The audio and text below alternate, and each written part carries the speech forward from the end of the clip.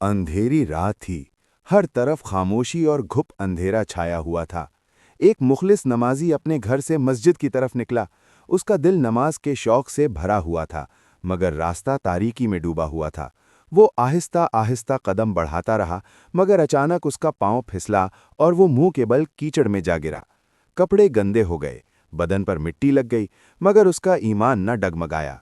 वो उठा, घर वापस गया, साफ कपड़े पहने और फिर अल्लाह के घर की तरफ चल पड़ा। अभी चंद ही कदम चला था कि दोबारा ठोकर लगी और वो फिर कीचड़ में जा गिरा।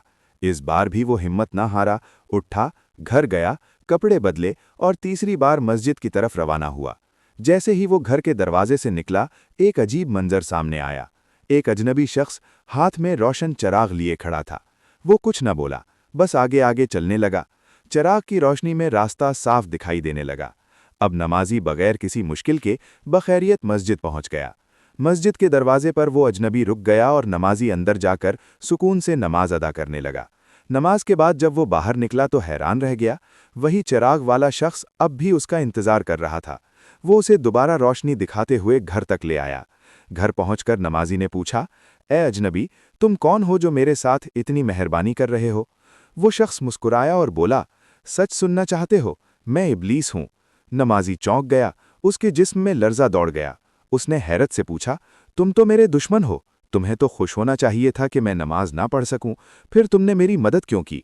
इब्लीस ने गहरी सांस ली और बोला, जब तुम पहली बार गिरे तो अल्लाह ने तुम्हारे तमाम गुनाह मुआफ कर दिए। जब तुम दूसरी बार गिरे तो अल्लाह ने तुम्हारे पूरे खानदान को बख्श दिया। मुझे डर लगा कि अगर तुम तीसरी बार गिरते तो कहीं अल्लाह तुम्हारे पूरे गांव को ना बख्श दे। इसीलिए मैंने चिराग उठाया ताकि तुम गिर न सको और नमाज तक पहुंच जाओ। याद रखें, अल्लाह की राह में की गई एक तकलीफ भी रायागाह नहीं जाती। जो अल्लाह की तरफ बढ़ता है, अल्लाह उसके लिए रास्ते आसान कर देता है।